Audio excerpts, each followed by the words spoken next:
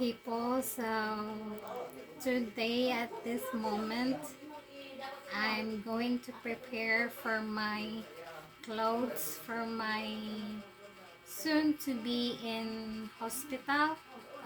My surgery will be tomorrow soon, April 3.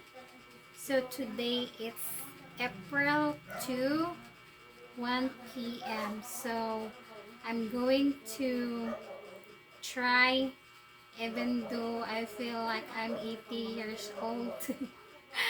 I can't, um, I will just gonna try to put all my clothes in the bag. So I will be ready to go to hospital.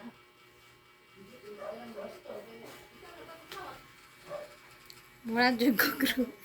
Ha? Mura ko group. So, let's get started.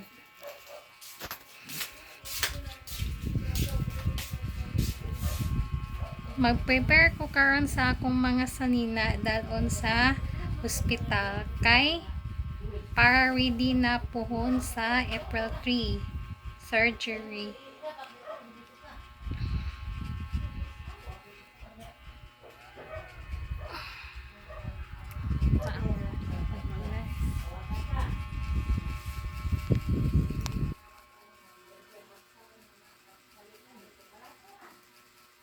Sorry kung dili kaayo na ako tamo maklaro kay blurry kaayo akong mata.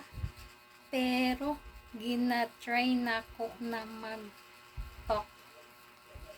Bahalag murag robot paminawon. Kay okay ni na mabidyuhan para mahinumduman nako kung unsa akong gibuhat or giistorya ani na mga moment. So karon mag-prepare nako kuha sa akong mga gamit.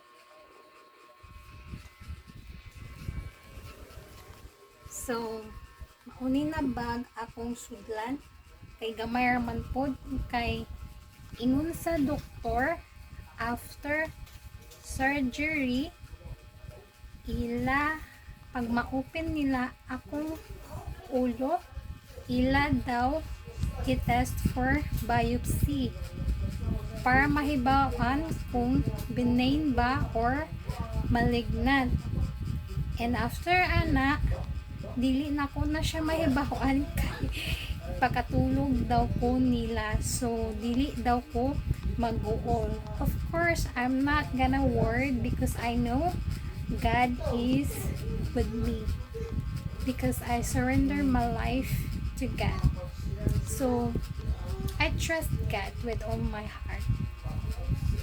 And ready na ko. Gahulat lang ko sa update sa akong neurosurgeon pohon.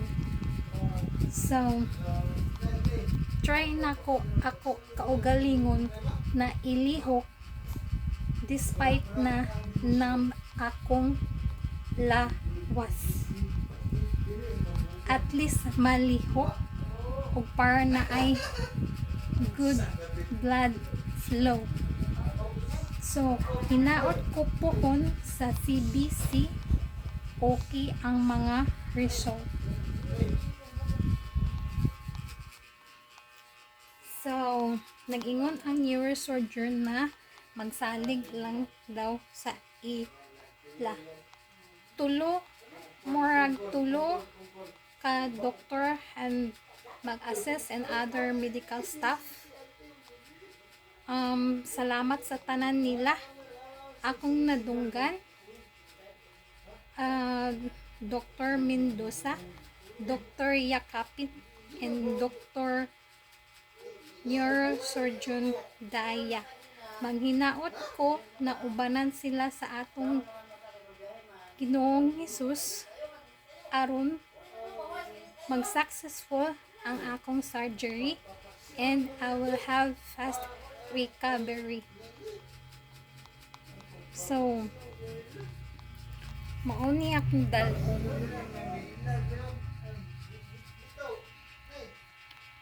Ingon sila, after surgery, dito daw ko ibutang sa ICU. So, ana na mga time, wala na ko'y buhok. Kaya ingon sila, upawan daw ko. So, hinay na ko mag-prepare. And these clouds shirts.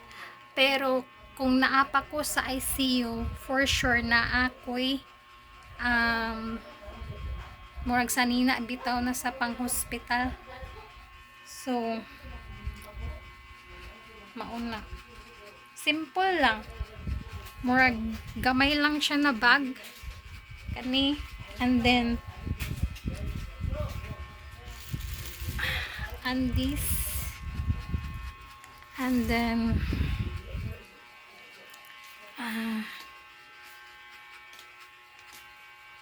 roll on and moisturizer. Kay labi na maskig daghan na kung inumon na tubig, ang akong lips dry lang gihapon. So, to ako mama always ga bantay maskig ignan nako na kaya ra ani maningkamot pod ko na makatindog.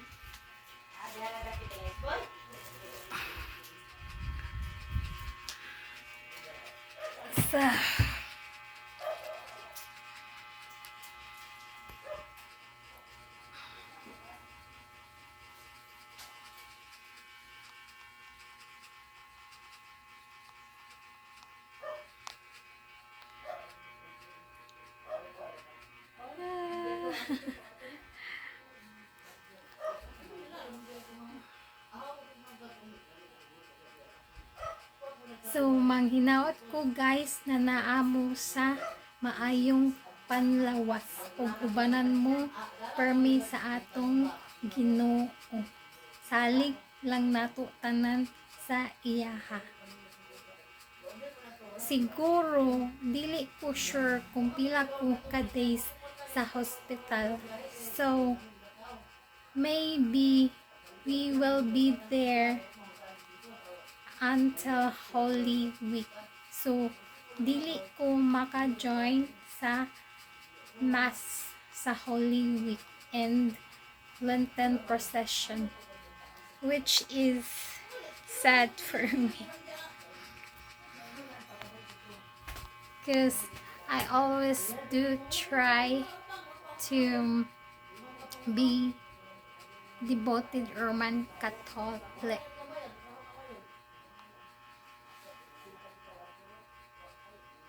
Pero I know God has a reason for everything, and I will accept that as a blessing.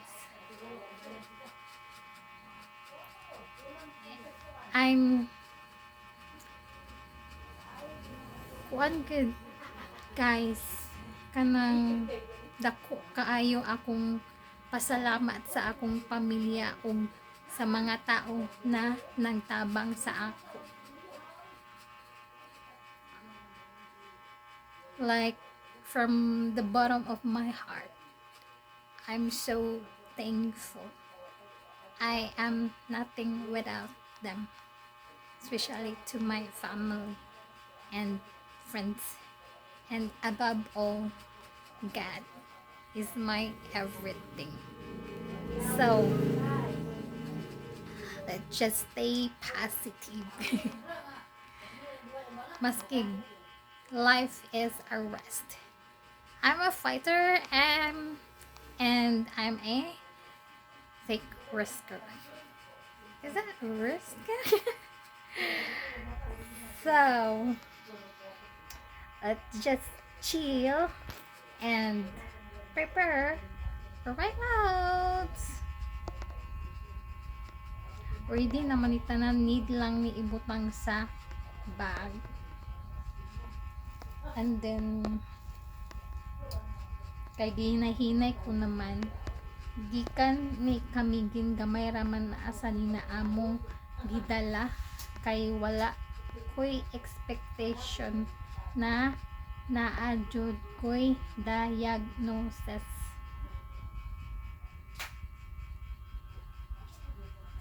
But na-feel na nako na ako'y sakit. Wala lang ko na-expect na ing-ani mahitabo.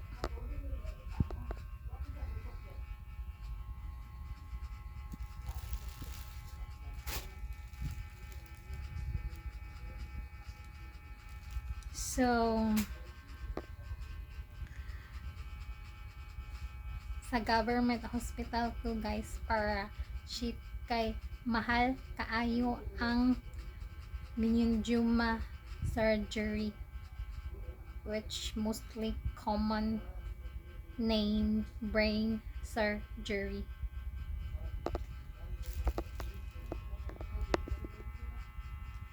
Karon may numduman pa nako ang akong gipang storya, but after that malimtan na nako. Maong usahay, i-check na lang nako kung unsa ang nasa videos.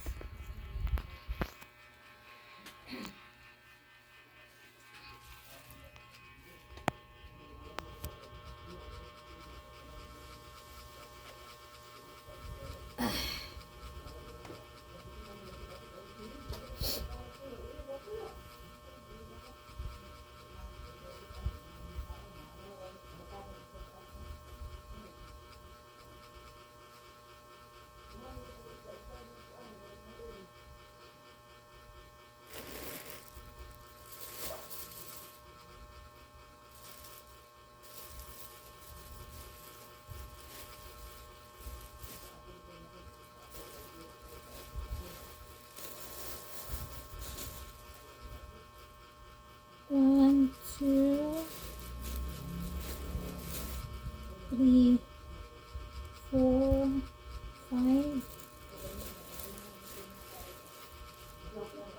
6,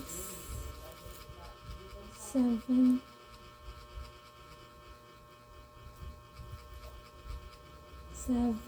8, 9, 10. Complete siya.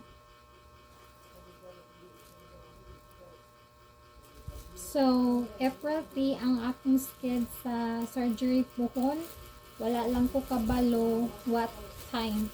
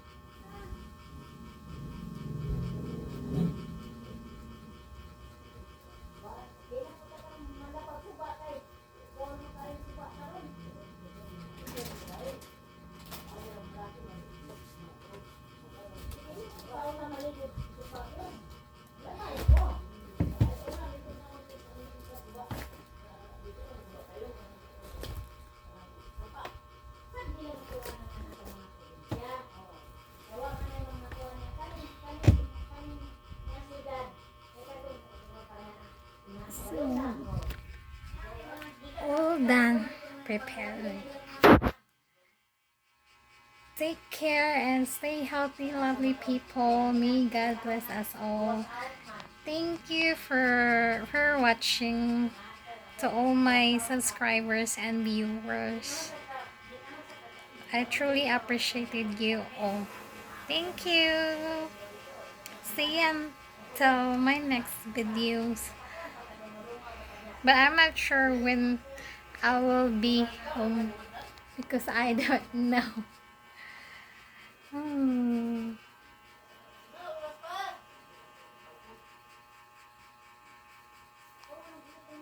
Always smile, guys, despite of the struggles. See ya.